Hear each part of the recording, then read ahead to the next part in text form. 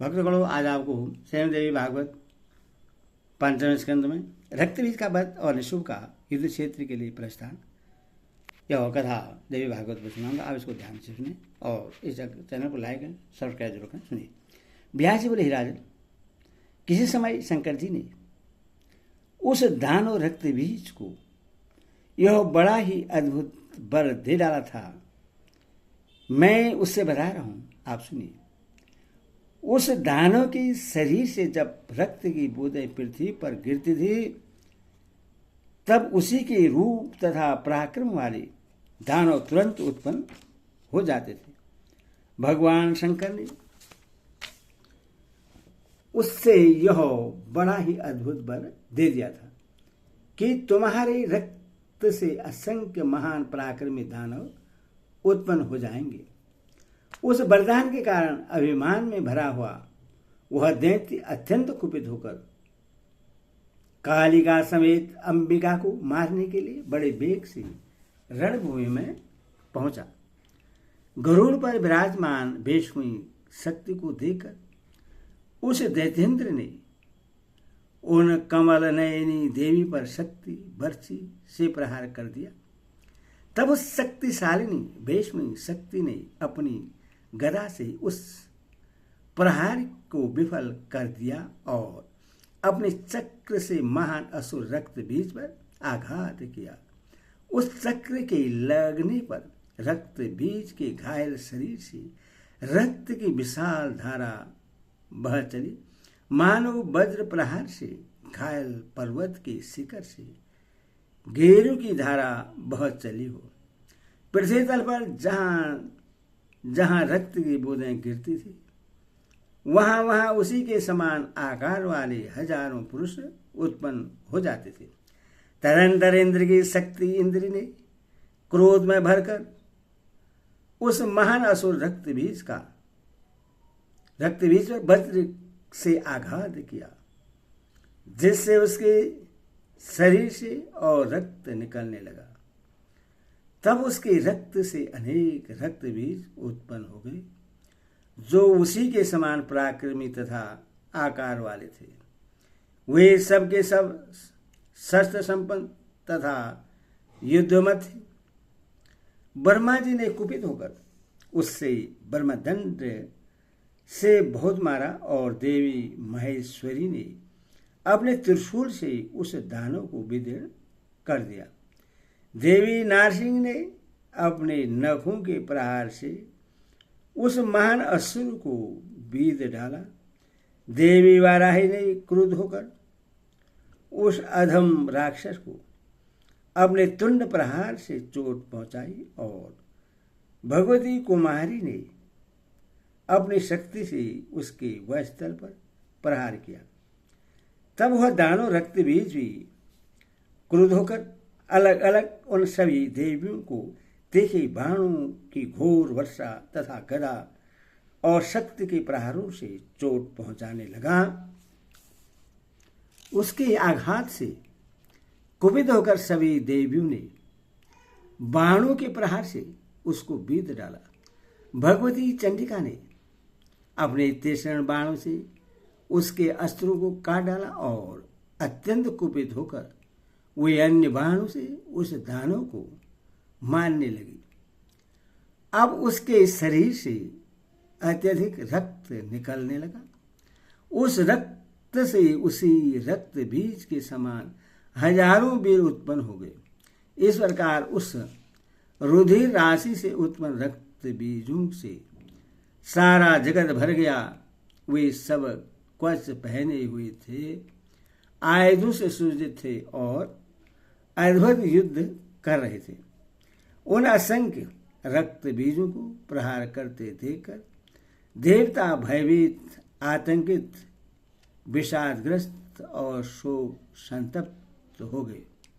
वे सोचने लगे, इस समय रक्त बीज के रक्त से उत्पन्न ये हजारों विशालकाय और महापराक्रमी दानव किस प्रकार भी नष्ट होंगे।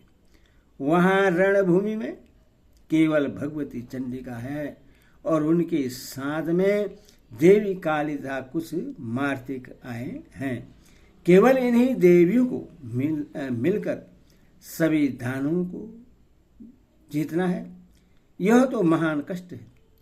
इसी समय यदि अचानक शुंभ अथवा निशुंभ ही सेना के साथ संग्राम में आ जाएगा तब तो बहुत बड़ा अनर्थ हो जाएगा।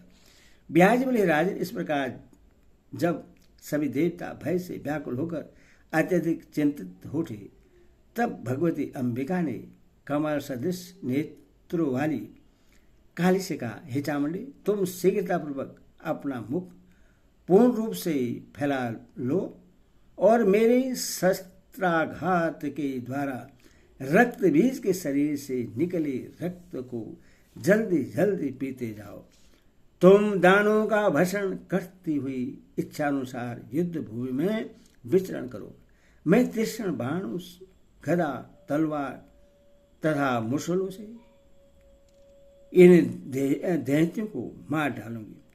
हे विशाल नैन वाली, तुम इस प्रकार से इस दैत्य के रुधिर का पान करो जिससे कि अब एक भी बूंद रक्त भूमि पर न गिरने पाए।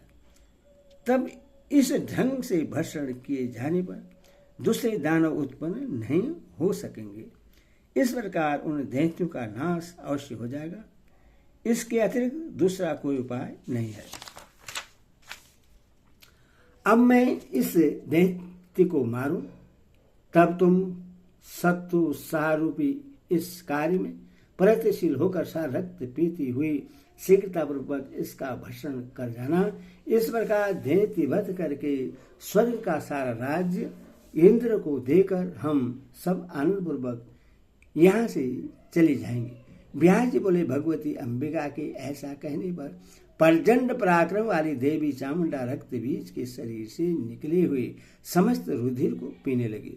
जगदम्बा खंडक और मुसल से उस दैत्य को मारने लगी और कृशोधरी चामुंडा उसके शरीर के कटे हुए अंगों का भक्षण करने लगी। अब वह रक्त बीज भी कुपित होकर गदा के प्रहारों से चामुंडा को घायल करने लगा। फिर भी वे शीघ्रतापूर्वक उसका रुधिर पीती रही और उसका भक्षण करती रही। उस दैत्य के रुधिर से उत्पन्न हुए अन्य जो भी महाबली और क्रूर रक्त बीज थे उन्हें भी चामुंडा ने मार डाला। वे देवी उनका भी रक्त पी गई और उन सबको खा गई। इस प्रकार भगवती ने जब सभी कृत्रिम रक्त बीजों का भक्षण कर लिया तब तो वास्तविक रक्त बीज था उससे भी मारकर उन्होंने खंडक से उसके अनेक टुकड़े करके भूमि पर गिरा दिया। तत्पश्चात भयंकर रक्त बीज का वध हो जाने पर जो अन्य दानव रणभूमि में थे वे भय से कांपते हुए भाग करके शंभु के पास पहुंचे। उनका चित्त बहुत व्याकुल था, उनका शरीर रुधिर से लथपथ था। वे शस्त्र विहीन हो गए थे और अचेत से हो गए थे। वे हाय हाय ऐसा पुकारते हुए शंभु से कहने लगे, हे राजन, अंबिका ने उस रक्त बीज को मार डाला और चामुंडा उसकी देह से निकला सारा रुधिर पी गई।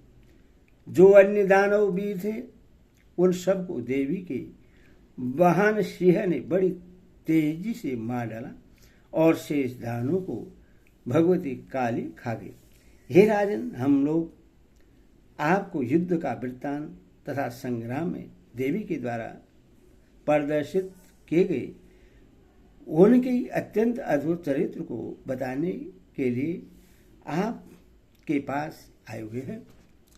हे महाराज, यह देवी दैत्य दानव गर्धव असुर यक्ष पन्नग ओरक और राक्षस इन सभी से सर्वदा अजय है। हे महाराज, इंद्राणी आदि अन्य प्रमुख देवियां भी वहां आई हुई हैं। वे अपने अपने वाहनों पर सवार होकर नाना वेद आयुध धारण करके घोर युद्ध कर रही हैं। हे राजेंद्र, उन देवियों ने अपने उत्तम अस्त्रों से दानवों की सारी सेना का विध्वंस कर डाला और रक्त बीज को भी बड़ी शीघ्रता से मार गिराया। एक मार देवी अंबिका ही हम लोगों के लिए ऐसा थी, और फिर जब वह उन देवियों के साथ हो गई है तब कहना ही क्या। असीम तेज वाली उसका वाहन सिंह भी संग्राम में राक्षसों का वध कर रहा है। अतएव मंत्रियों के साथ विचार विमर्श करके जो उचित हो वह कीजिए। इसके साथ शत्रुता उचित नहीं है, अभी तो संधि कर लेना ही सुखदायक होगा। यह आश्चर्य है कि एक स्त्री राक्षसों का सहार कर रही है। रक्त बीज भी मार डाला गया, देवी चामुंडा उसका सारा रक्त भी पी गई। हे नृप, अंबिका ने संग्राम में अन्य दैत्यों को मार डाला और देवी चामुंडा उनका संपूर्ण मांस खा गई। हे महाराज, अब हम लोगों के लिए या तो पाताल चला जाना शेषकर है अथवा उसकी दासता स्वीकार कर लेना, किंतु उस अंबिका के साथ युद्ध नहीं करना चाहिए। यह साधारण स्त्री नहीं है, यह देवताओं का कार्य सिद्ध करने वाली है और यह माया रूपिणी शक्ति संपन्न देवी के रूप में दैत्यों का नाश करने के लिए प्रकट हुई है। व्यास जी बोले, उन सैनिकों की यह यथार्थ बात सुनकर काल से मोहित तथा मरने के लिए उधत वह कांपते हुए होठों वाला शुंभ उनसे कहने लगा। शुंभ बोला, तुम लोग भयभीत होकर पाताल चले जाओ अथा उसकी शरण में चले जाओ, किंतु मैं तो युद्ध में पूर्ण रूप से तत्पर रहते हुए उस अंबिका तथा उन देवियों को आज ही मार डालूंगा। रणभूमि में सभी देवताओं को जीत कर तथा विशाल राज्य का भोग करके भला एक स्त्री के भय से व्याकुल होकर मैं पाताल क्यों चला जाऊं। रक्तबीज आदि प्रमुख पार्षदों को रण में मरवाकर और अपनी विशद कीर्ति का नाश करके प्राण रक्षा के लिए मैं पाताल क्यों चला जाऊं। काल के द्वारा निर्धारित प्राणी की मृत्यु तो अनिवार्य है। जन्म के साथ मृत्यु का भय प्राणी के साथ लग जाता है तथा भला कौन बुद्धिमान व्यक्ति दुर्लभ यश का त्याग कर सकता है। हे निशुक, मैं रथ पर सवार होकर युद्ध भूमि में जाऊंगा और उससे मारकर ही वापस आऊंगा, और यदि मैं उससे मार न सका तो फिर वापस नहीं लौटूंगा। हे भी, तुम भी सेना साथ में लेकर चलो और युद्ध में मेरे सहायक बनो। वहां अपने तीक्ष्ण बाणों से मारकर तुम उस स्त्री को शीघ्र ही यमलोक पहुंचा दो। निशु बोला, मैं अभी युद्ध क्षेत्र में जाकर दुष्ट कालिका को मार डालूंगा और उस अंबिका को लेकर शीघ्र ही आपके पास आ जाऊंगा। हे राजन, आप उस बेचारी के विषय में चिंता मत कीजिए। कहाँ यह एक साधारण स्त्री और कहाँ पूरे विश्व को अपने बस में कर लेने वाला मेरा बाहुबल। हे भाई, आप इस भारी चिंता को छोड़कर सर्वोत्तम सुखों का उपभोग कीजिए। मैं आदर की पात्र उन माननी को अवश्य ही ले आऊंगा। हे राजन, मेरे रहते युद्ध क्षेत्र में आपका जाना उचित नहीं है। आपका कार्य सिद्ध करने के लिए मैं वहां जाकर विजय श्री अवश्य ही प्राप्त करूंगा।